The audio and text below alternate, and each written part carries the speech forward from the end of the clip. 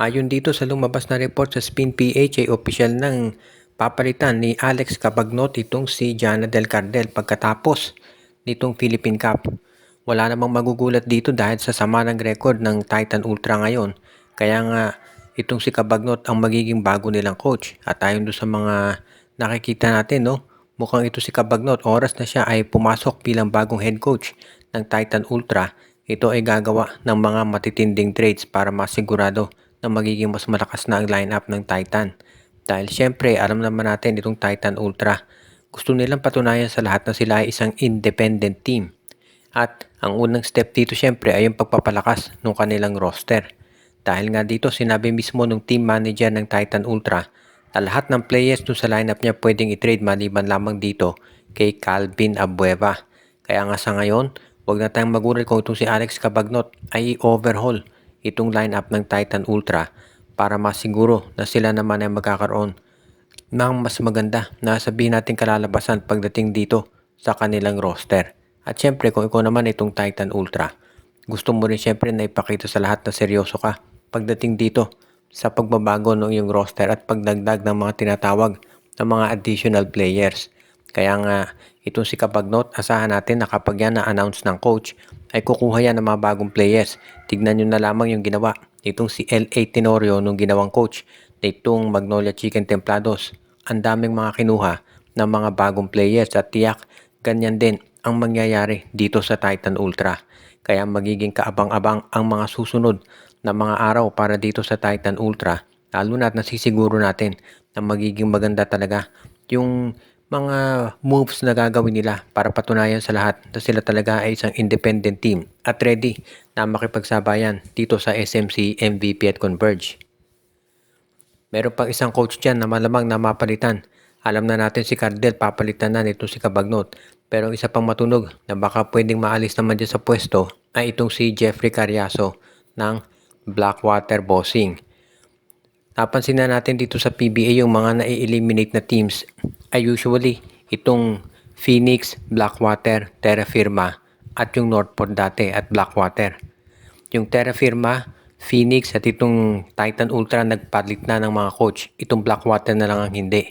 So malamang mapalitan na rin itong si Jeffrey Cariaso. Marami nga nagsasabi na kung iyong kukonsider o titignan yung lineup ng Blackwater, hindi sila dapat ganito na nasa ilalim ng standings. Dahil meron silang Cedric Barefield, Christian David, Dalf Panopio. Yung mga players na yan, kung ikukonsidera mo, pwede mo ikumpara yung quality do sa mga nasa at least do sa mga players ng NLEX, Meralco, yung mga nasa middle of the pack na mga teams. Kaya nga marami nagsasabi na baka ang problema na dito sa Blackwater Bossing ay yung kanilang coach. Kaya baka mapalitan na rin talaga itong si Jeffrey Cariaso. Kung sakasakali nga na mapalitan si Cariaso, marami naman dyan na ibang pwedeng mapunta. Nandyan sila Alex Compton, si Topex Robinson, nandyan din syempre itong si Ariel Vanguardia. Maraming mga candidates dyan sa UAAP at NCAA lang. Sa MPBL, ang daming mga available coaches na pwede silang makuha. Kaya hindi ako magtataka kung susunod na mapalitan itong si Jeffrey Cariaso. Kaya nga sa ngayon, ito talaga ang isa doon sa mga bagay na pinag-aaralan at tinoobserbahan ng mga insiders dito sa PBA. Lalo na at alam nila na yung kompetisyon dito sa liga ay matindi talaga at masisiguro natin na hindi pa babayaan at sisiguraduhin ang mga nabanggit na pagdating dito sa pagpapalakas ng lineup, talagang itong Blackwater ay hindi napahuhuli. At syempre, kung pagpapalakas na lineup ang pag-uusapan, ang San Miguel at Ginebra ay palaging nangunguna dyan. At ngayon, meron daw bali-balita na itong SMB at Ginebra meron na namang offer na ibibigay sa Converge para makuha itong si Mikey Williams. Ang rights ni Mikey ay nasa Converge pa rin, pero hanggang sa ngayon ay ito hindi naman naglalaro para sa kanila. Bali wala naman sa Converge kahit hindi maglaro si Mikey dahil nasa kanila na itong si Juan Gomez de Leaño na nakita naman natin kung gaano kahusay maglaro. So ang Converge, nag-aabang-abang lang ng mga offers mula sa iba't ibang mga teams pagdating dito kay Mikey Williams. At itong San Miguel at itong Barangay Ginebra pareho daw willing na mag-offer. Sa panig ng SMB, pinag-aaralan nilang ibigay itong si Chris Miller para dito kay Mikey. Samantala naman itong Barangay Ginebra baka daw i-offer itong si Nards Pinto. Either way, kahit sino man dyan ang i-offer ng SMB at Ginebra, panalo na Converge. Dahil sa ngayon, ang Converge, nasa kanila si Mikey pero hindi naglalaro.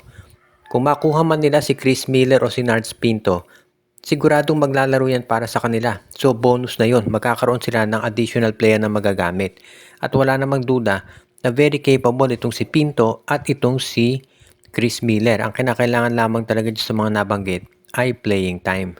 At kapag yan ay nagawa nila, masisiguro natin na malaking makukontribute nila dito sa team ni Delta Pineda. Ngayon naman, kapag nakuha ng San Miguel or ng Barangay Ginebra itong si Mikey Williams, sigurado na magiging malaki din ang tulong niyan dito sa nabanggit na team. Kaya nga, aabangan natin kung ano ang magiging, sabihin nating pulso ng management ng Converge kung tatanggapin nila itong ino-offer ng San Miguel o di kaya ng Ginebra. Importante dito, matrade na nila yung rights ni Mikey para mapakinabangan na yung slot doon sa team na para sa kanya. Kinumpirma din ng manager ng Titan Ultra na itong si Joshua Monson ay willing na sila itong i-trade. Kung ito nga ay mate-trade nitong Titan Ultra, hindi na nakapagtataka dahil marami talaga naniniwala na itong si Monson ay sabihin natin isa sa mga top trade assets nila. At dahil kinumpirma na mismo ng nilang team manager, sigurado na meron na mga offers na darating dito. Ito si Joshua Monson ay isa doon sa mga top defensive players ng PBA. Nakita na natin yan last season. At kinokonsidera din ito na isa doon sa mga tunay na two-way players sa PBA, nakakapag-opensa at depensa. Ang nagiging problema lamang dito kay Monson ay yung kanyang decision making pagdating ng endgame. Nakita na natin yan. Mga ilang games na naka-apekto yung kanyang desisyon dito sa pagkatalo ng Titan Ultra. So baka isa yun sa mga dahilan kung bakit bababa ang trade value nitong si Monson. Pero sa ngayon, sigurado na kahit ganun pa man, marami pa ring teams ang magkaka-interest na kumuha sa serbisyo nito. At kung yan ay mangyari, talagang dito natin masasabi na itong si Joshua Monson magiging isa doon sa mga top trade assets nila. At kung ganyan nga ang sabihin nating senaryo, isa doon sa mga teams na nakikita ko na pwedeng kumuha dito kay Monson ay itong Converge Fiber Xers. Dahil itong Converge Fiber Xers, naghahanap yan ng mga players na pwedeng tumulong dito kay Shawnee Winston at kay Alex Stockton pagdating dito sa kanilang position bilang wingman nitong Fiber Xers. At magiging magandang addition dyan itong si Joshua Monson. Ang magiging sabihin na lang nating option din nitong Titan Ultra ay i-trade itong si Monson sa Phoenix o di kaya naman sa MVP Group. Balita natin ito raw TNT, Meralco at NX mga interesado rin dito kay Joshua Monson. Sa tingin ko itong rain or shine, hindi siguro kailangan si Monson dahil ang requirement ngayon ng ROS ay isang center. At itong SMC, mukhang matagal nang hindi talaga interesado na makuha ang serbisyo ng guard.